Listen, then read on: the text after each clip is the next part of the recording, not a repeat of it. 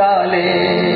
आयु ने जब तेरी हथियार फेंक डाले, यमराज फौज लेकर करने को जंग आया। यमराज फौज लेकर करने को जंग आया। समा बुझ गई तो मैं रंग आया। ये दिन गए तो दिन देखे, ये दिन गए जन आ रहे की जनों आ रही लेखे। यही हालत होती है महाराज। घरां जाकर सोच लियो आ सासू के वर्ष की और ससुरों के वर्ष को, और घराड़ो जन्मियों को नहीं जन्मियों। मैं जन्मियों तो कथा कीर्तन में लेकर भी जन्मा दियो तो सही।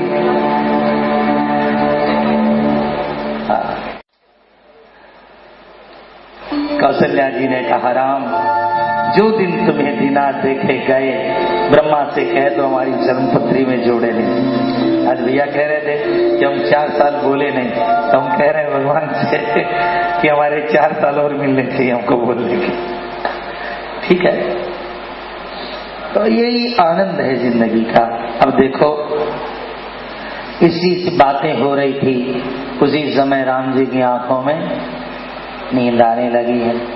ओ नैना में नींद घुल आई रघुराई के। अब तुलसीदास जी भगवान को सहन कराना चाह रहे हैं। नैना में नींद घुल आई रघुराई जी के। कौन रघुराई जी की सेज बिछावे, कौन तुझ भरे जल जारी रघुराई जी। आजू रघुराई जी की सेज बिछावे, सखिया भरे जल जारी रघुराई जी की। नैना में नींद भर आई रघुराई जी। बदन सो है सूठी लोना। आंखें नींद भराई है। उसी समय श्री कौशल्या जी ने कहा, राम तुम सो जाओ। और राम जी शयन करते हैं। मेरे प्रियजनों, याद रहे इसके बाद जब राघवेंद्र सरकार सो जाते हैं, प्रातः काल का समय होता है। अब आपने क्या सुना? सोने वाला बस नींद आ रहे, ठाकुर जी को जवाई बेजवाई आने लगी और सो गए। अब प्रातः काल का समय हुआ, बंदी दरवाजे पर आ गए। जागिए रघुनाथ कंवर जागी। तुलसीदास नाथ कंवर पंछी बोलन लागे। जागिए रघुनाथ कंवर पंछी बोलन लागे।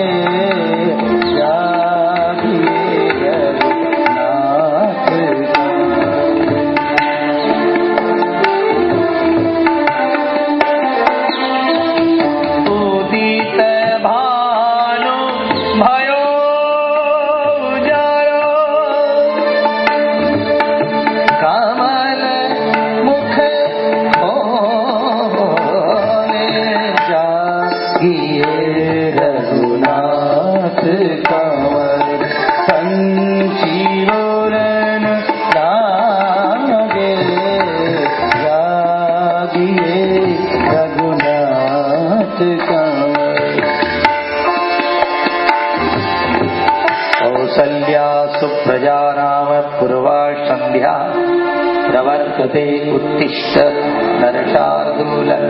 त्रैलोक्यं मंगलम कमलाकुचुंचुम कुंकुमतो निहतारुणितातुल। नीलतनो कमलायतलोचन लोकपते विजयी वेंकट शैलपते। बोले वेंकटेश्वर भगवान। भगवान की आंखें खुल गई। इसके बाद में प्रातः काल भगवान जग गए, सदा की तरह स्नान आदिकों से निवृत्त होकर के भाइयों के साथ पिता माता की आज्ञा लेने के लिए पधार गए, वंदन किया। तुलसीदास जी महाराज ने कहा कि इधर विश्वामित्र जी रोज कहते हैं कि आज हमें जाने की आज्ञा दो, आज हमें जाने की आज्ञा दो, पर दशरथ जी कहते हैं बहुओं के हाथ की 2 दिन कचौड़ी पकौड़ी तो खाते जाओ, क्यों जल्दबाजी मचा रखी है। अंत में विश्वामित्र जी ने विचार कर लिया कि नहीं, जाना ही चाहिए, क्योंकि एक सत्य है जीवन का, साधु को ज्यादा गृहस्थी के घर में नहीं रहना चाहिए।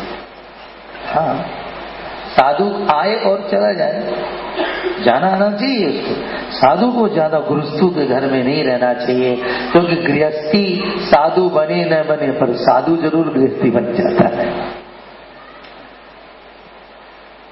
ऐसा देखा गया है, वो बने न बने वो जरूर बन जाता है। इसलिए प्रेमियों, विश्वामित्र जी ने विचार किया, अब दुल्हा दुल्हन मिल गए, फीकी पड़ी बारात, अब मिल गए आपस में तो। आज भी हमारे यहाँ दुल्हा दुल्हन को विदा किया जाता है तो क्या खिलाया जाता बोलो? हर जाति मूंग भात, मूंग और हर जाति में खिलाते। क्यों? मूंग और भात का मेल होता है साहब, मूंग के बिना भात अच्छा नहीं लगता और भात के बिना मूंग अच्छा। इसी तरह तुम लड़का लड़की मिल करके रहो। इसलिए कोई भी माँ बाप बच्चे को जब विदा करता है तो मूंग भात खा के कि इस तरह मिलते रहो, जैसे दाल भात मिलते हैं। कौन खुआओगे? अपने घर तो विदा करा आखिरी में तो थाली पुजाने के बाद मूंग भात खिलाओ। क्यों जी? कि बस मिले रहो। अपने यहाँ ब्याह के बहुत बढ़िया बढ़िया नियम है, आप लोग करो तो बहुत बढ़िया बढ़िया नियम है ब्याह के। अपने यहाँ राजस्थान में अपने क्या होता है, ब्याह के पहले हड़दात हो गए। क्या होता है हड़दात? कैसे होता है पता है ना आपको? हड़दात में पाटा चाहिए। क्या चाहिए? पाटा और पत्तल चाहिए और मंगोड़ी तोड़ने के लिए दाल चाहिए। एक ताड़ा चाहिए, एक चाबी चाहिए और 7 नमक की डली और 7 कोयला की डली चाहिए। याद है के? हाँ याद है, चलो बढ़िया बात है। इतनी चीजें हरदास में होनी बहुत जरूरी है। लड़की को बुलाते हैं और पाटा रख देते हैं, पत्तल लगा देते हैं। अब 7 जनी आवे और आके मंगोड़ी तोड़ना शुरू करती हैं। अब 7 जनी तोड़े, एक एक मंगोड़ी तोड़ी तो 7 भांत की मंगोड़ी हुई, कोई मोटी कोई छोटी, कई लंबी कई नाटी। लड़की को क्या कहते हैं, बेटी अब तुम इसको रोड़ी लगा के, रोड़ी लगाते हैं ना मंगोड़ी को, रोड़ी लगा दे इसको। मतलब अब तुम पराए घर ब्याह करके जा रही है तो वहां पर तुझे 7 भांत की लुगाएं मिलेगी, कोई छोटा दिमाग की, कोई मोटा दिमाग की, कोई खोटा दिमाग की। और तेरे को बेटी सबकी रोड़ी लगा के पूजा करनी है। अरदास उधर तो लड़की बोले मैं करूंगी तो करूंगी, तो वहां ताला और चाबी रखते हैं अपने यहाँ कि बेटी तिजोरी भी तेरे हाथ में रहेगी और नमक मानी भंडार घर और तिजोरी दो ही तो है घर में, भंडार भी तेरे हाथ में रहेगा और तिजोरी भी तेरे हाथ में रहेगी। और छोरी बोले नहीं करूं मैं तो वहां कोयले की डली भी पड़ी रहती है, तेरा भी मुंह काला होगा, तेरे बाप का भी मुंह काला होगा। हाँ अब नियम तो सब है, अब कोयला की डली रखनी जरूरी है, नमक भी रखना जरूरी है और ताला चाबी भी रखना। यदि करेगी तो मौज ही मौज है, भंडार तेरे हाथ में, तिजोरी तेरे हाथ में, और नहीं करे तो कोयला तैयार है। ऐसे विवाह के जितने नियम है ना उनमें ऐसा बताया गया है, सब नियम चाहे कुछ भी हो। एक आदमी ने हमसे प्रश्न किया था कि महाराज एक बात बताओ, ये ब्याह में सब सैपरी क्यों होते हैं? ब्याह में सब स अक्षर पे क्यों होते? सगाई, शादी, साली, सरज, साला, ससरा, सासू, साला, हेली और साली, सरहज, अब सब सह पर ही सह पर है। सगाई हो, साजी हो, सहनजी हो, चाहे वो हो सास हो, चाहे ससुर हो, चाहे वो हो साजन हो, चाहे सजनी हो, सब क्या चीज पे है? सह पे क्यों? बताओ, कल बताना, चलो आज छोड़ो। बताइए। अब देखो ना, सगाई से लेकर के, शादी से लेकर के, सास है, ससुराल है, साड़ीर, सरहजर, साड़ा, हेलियर, साड़ोर, हर के सब सफरी सफर, साजीर, साणजी, सब सफरी सफर बढ़ती। इसका उत्तर एक ही है भैया, ध्यान से सुनना। भगवान ने क एक बनाया, क, ख, ग, घ, च, छ, सब भगवान ने कितने बनाए वर्णमाला में? एक एक। लेकिन भगवान ने श 3 बनाए, स, श, श, आगे ह लगाया, श, श, ह, स, श, ह। सहो सहो सहो तो घर में रहो, यदि सहोगे नहीं ना तो परिवार रहने वाला है नहीं। इसलिए सारे अक्षर, ये बैणा सवे नहीं तो रात तणी आग लग गया घर में। अरे भाई सवे ना, जनी घर चाल रहे है, क्षणों जगदिन बंद, घर खत्म। अरे सहन से तो जीवन बन रहा है। कितना सह महाराज जी, रोज का झमेला, रोज का। अरे भैया सहती रहेगी। घर एक यज्ञशाला है जहाँ मनुष्य को सहिष्णुता का, सज्जनता का, सहनशीलता का पाठ पढ़ना पड़ता है, नहीं तो यज्ञ पूरा होगा नहीं। ये तीज जो वाला काम नहीं है घर में। गृहस्थ एक यज्ञशाला है, इसमें संयम का, सरलता का, सहनशीलता का पाठ पढ़ना पड़ता है प्रेमियों। इसलिए ब्याह में जितने नाम है, साड़ी, सरहज, साड़ा, साड़ी, जितनी सगाई, सासू, ससुरा, सब सबर है। स है तो घर में र। सहना नहीं आता है तो वृंदावन चले जाओ, मैं तो कौन जाऊं, ठे जाओ।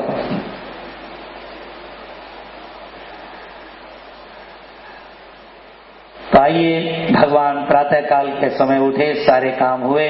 विश्वामित्र जी ने कहा, अब तब महाराज दशरथ जी आ गए, अपना मुकुट चरणों में रख दिया। महाराज ये राज्य आपका है, ये बहू बेटे आपके हैं, आप संभालिए इस राजगद्दी को। तब विश्वामित्र जी ने जो कहा वो सोचने लायक है। उन्होंने कहा, महाराज हम वन यात्रा पे जा रहे हैं, आज से गद्दी मेरी ही है। ये गद्दी अपनी मत समझना, अपनी न समझकर इस गद्दी पर बैठकर भोग करना। गद्दी आज से आपने मुझे दे दी, मेरी ही है, लेकिन अपनी मत समझकर भोग करना।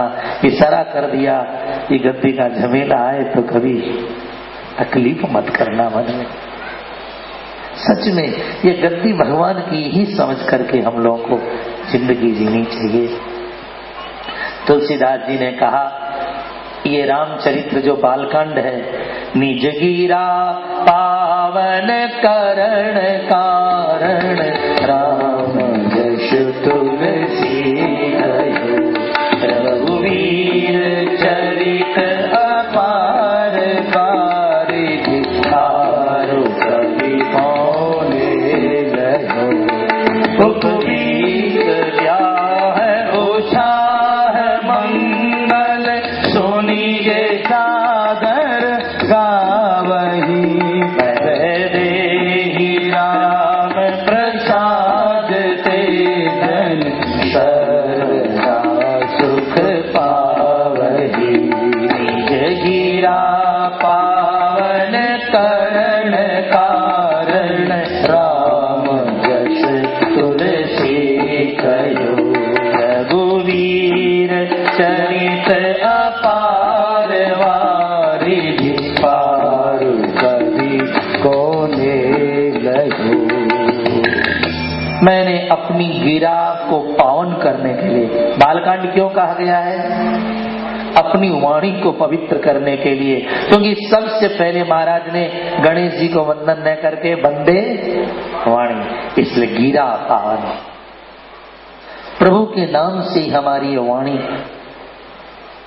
अच्छी हो सकती है। परिजनों, हमारी वाणी ध्यान रखना, किसी की जीभ पर छाले हो जाए तो दवाई से ठीक हो जाते हैं, पर आपकी जीभ से किसी पे छाले हो जाए वो कभी ठीक? जीभ के छाले तो आप ठीक कर लोगे, पर आपकी जीभ से किसी पे छाले हो गए तो? इसलिए अपनी गिरा को सुंदर रखो, वाणी को सुंदर रखो, क्योंकि इसकी कोई दवा नहीं है संसार के अंदर। इसलिए इस वाणी को सुंदर बनाने के लिए राम जस तुलसी कहो, राम जी का जस गाओ तो तुम्हारी वाणी सुंदर रहेगी। वाणी को सुंदर रखने के लिए बाबा जी ने बार बार प्रयत्न किया। सुंदर वाणी भगवान के नाम से ही आती है। परिजनों, ये राम के विवाह की कथा जो सुनता है, ऐसे तो ये सागर है, कोई पार नहीं जा सकता, फिर भी जितना मोती जिसने चुना उसने चुन लिया। सिय रघुवीर विवाह जे सप्रेम गावहि सुनहि, तिन कर सदा उछाओ मंगलायतन राम जसु। सीताराम जी के विवाह की घटना जो सुनता सुनाता है, श्रोता वक्ता दोनों पर ही भगवान कृपा करते हैं। आइए, बालकांड बचपन व्यतीत हो चुका है और अब जवानी का कांड आरंभ हो रहा है। जीवानी, अयोध्या कांड का मतलब है जीवानी का कांड। बाबा जी को कहना तो रामचरित्र है, पर सबसे पहले शंकर जी का ध्यान करते हैं अयोध्या कांड में। यस्यांके च विभाति भूधर सुता देवापगा मस्तके, बाले बाल विदुर गले च गरलम, यस्योरसी व्यालराज, सोयम भूति विभूषण शूरवरः, सर्वाधिप सर्वदा सर्वगतः शिवः शशिनिभ, श्री शंकर पातु मां। जीवानी का कांड कहते हुए बाबा जी ने शंकर जी को याद किया। उभरती हुई जवानी में शंकर बाबा को याद रखो। क्यों? यस्यांके च विभाति भूधर सुता, और देवा पगा मस्तके, गोद में भूधर सुता पार्वती जी हैं और सिर पर देवापगा गंगा जी है। जिन लोगों ने ब्याह शादी कर लिया है, जुवानी जिनकी जिंदगी में आ गई है, याद रखना उनको ज्ञान गंगा खोपड़ी के ऊपर रखनी चाहिए। क्या खाना चाहिए, क्या बोलना चाहिए, कितना बोलना चाहिए, कहाँ बोलना चाहिए, किससे बोलना चाहिए। जिसको ज्ञान गंगा नहीं रहती उसकी जवानी बिगड़ जाती है। जवानी को सुधारने के लिए गोद में जब पार्वती है तो सिर पर होनी चाहिए ज्ञान गंगा, देवा पगा मस्तक। शंकर भगवान ज्ञान गंगा रखते हैं अपने सिर पर, गोद में पार्वती को रखते हैं। अब पत्नी आ गई है, पत्नी के साथ में तुम्हें किस तरह रहना है याद रखना। समर्पण की भावना तुम्हें देवता बना देगी और लेने की भावना तुम्हें राक्षस बना देगी। याद रखिएगा, नाले का समर्पणों से गंगा बना देता है, नाले का समर्पणों से गंगा बना देता है। स्वाति बूंद का समर्पण उसे मोती बना देता है। अग्नि लकड़ी का समर्पण उसे अग्नि बना देता है। इसी तरह पत्नी का पति को समर्पण जो है आपस में एक दूसरे को ईश्वर बना देता है। होना चाहिए समर्पण। ये वाणी का कांड है। फिर भगवान शंकर माथे पर गंगा रखते, शरीर पर भस्म लगाते हैं। रोज स्मशान में जाने की दरकार नहीं है, लेकिन रोज स्मशान को याद करने की दरकार है यारो। कि रहना नहीं देश, मुशान में जाए तो बहुत तकलीफ होती है। रोज मत जा मेरे भाई, और याद रख किसी की लाश यहाँ अग्नि में जलाई जाती है, किसी की आंख कौओं को खिलाई जाती है। बस यूं ही कर कर के सबकी दुनिया मिटाई जाती है। बुलबुल ने कहा कि चमन बदल गया है, सितारों ने कहा कि गगन बदल गया है। तब एक फकीर ने कहा यार मुर्दा तो वही है, सिर्फ कफन बदल गया है। मुर्दा तो वही है, लेकिन फिर अंधेरी रात में चले जा रहे थे, दिल में कुछ अरमान थे। ठोकर लगी जो पांव के, खोपड़ी के ये बयान थे, चलने वाले संभल कर चल, हम भी कभी इंसान थे। तो प्रेमियों, जवानी में मुशान तो मत जाओ रोज, श्मशानी को याद रखो, रहना नहीं। रामसुदास जी बोलता पढ़े न पढ़े दो बात है, कमाओ छोरो न कमाओ दो बात है, पर मरे गो ये एक बात। स्वामी जी महाराज के बड़ा मरेगो, इसमें कोई तुम है क्या कि मरेगो कि नहीं मरेगो, निश्चित है। ये जान करके भगवान का भजन करना चाहिए। नीलाम्बुजस्यामलकोमलाङ्गं सीता समारोपितो वामभागं पाणौ महासायकचारुचापं नमामि रामं रघुवंशनाथं। भगवान राम को प्रणाम। मन यात्रा होना जिन्हें दुख नहीं देता है, और राजगद्दी पर बैठने का शब्द जिन्हें सुख नहीं देता है। बहुत सुंदर भगवान श्री राम के लिए प्रणाम किया गया है, बहुत सुंदर प्रणाम किया गया है। विगता विषेक तथानमम्ले वनवास कृच्छत मुखाम्बुजश्री रघुनंदनश्यमे। जिनके चेहरे की हंसी खत्म नहीं हुई बन जाना सुन करके, ऐसे भगवान राम को प्रणाम। राम ने 16 वर्ष की उम्र में, जवानी में, योग वासिष्ठ नाम का ग्रंथ सुना। ग्रंथ का नाम था गुरु वशिष्ठ जी ने सुनाया। बहुत सुंदर ग्रंथ है, जवानी में सुनने का वो ग्रंथ है, बहुत सुंदर लिखा है उसमें। अज्ञान रूपी रात्रियों में विषय रूपी चोर आते हैं, इंद्रिय रूपी खिड़कियों से तुम्हारी आत्मा रूपी धन को लेकर चले जाते हैं राम, इसलिए अपनी खिड़कियों को ठीक रखो। अज्ञान रूपी रात्रि में विषय रूपी चोर इंद्रिय रूपी दरवाजे से आकर तुम्हारी आत्मा के धन को ले जाते हैं। योग वासिष्ठ, योग वासिष्ठ में हमारी बहुत कथाएं होती है। अब तो साधु बाबा लोग सुने, बाकी तो कौन सुने। योग वासिष्ठ अद्भुत। एक बांझ का बेटा खरगोश के सींग का धनुष लेकर के आकाश के बगीचे में शिकार खेलने के लिए गया। अब ये सब बातें झूठी है, न तो बांझ के बेटा है, और न खरगोश के सींग होता है, और न आंख में, आकाश में। हे राम, इसी तरह सारा जगत झूठा है, केवल ईश्वर ही सच है। बहुत बढ़िया है, जवानी में पढ़ो योग वासिष्ठ है।